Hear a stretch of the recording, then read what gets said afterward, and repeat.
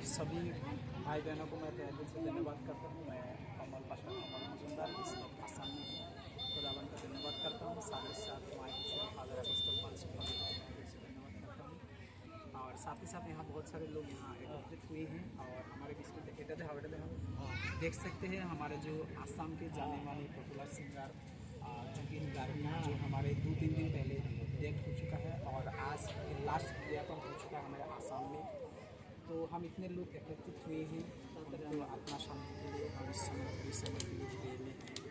और आपको भी निवेदन करता हूँ कि आप भी इनकी आत्मा के लिए प्रार्थना करें, दुआ करें ताकि इनकी रूहें जन्नत या सरब तक पहुँच सके। इतना वीर हो चुका है आप देख सकते हैं।